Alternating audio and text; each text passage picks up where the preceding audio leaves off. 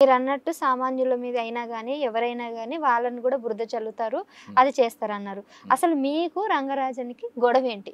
ఇది చెప్పండి. మంచి ప్రశ్న అమ్మ. హ్మ్. రంగరాజన్ గారికి నాకు ఎలాంటి గొడవలు లేవు. ఎలాంటి ఆస్తి తగాదాలు లేవు. రామరాజ్య స్థాపన పేరుతో ఒక కార్యక్రమం మేము చేసినప్పుడు ప్రతి ఊరికి ఒక సైనికుడు ఉండాలి.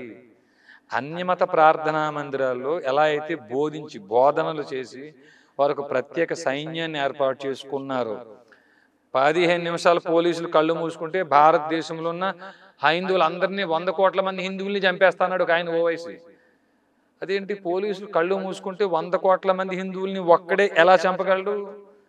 భారతదేశంలో ఉండే ప్రతి గ్రామంలోనూ గ్రామ సమీపంలో ఉండే మదర్సాలు మసీదుల్లో ఒక సైన్యం వారికి ఇప్పటికీ ఏర్పాటై ఉంది. ఒక మసీదుకి ఎంతమంది వస్తున్నారు, వారు ఏ ఏ పనులు చేయగలరు, ఎవరిని ఏ పనికి వాడుకోవాలి, అక్కడ బోధకులు ప్రణాళిక వేసి పెట్టుకున్నారు. కాబట్టి ఓవేసి అనుకుంటే మొత్తం అందరినీ సమీకృతం చేసుకుని మొన్న పెహల్గాం ఘటనలో చూడండి అమ్మ, హైందువుల్ని ప్యాంట్లు విప్పి జిప్పులు తీసి హిందువు అవునా కాదా అని ఎలా కాల్చి చంపారో అలా చంపగలమని ఆయన ఉద్దేశం అప్పుడే చెప్పాడు.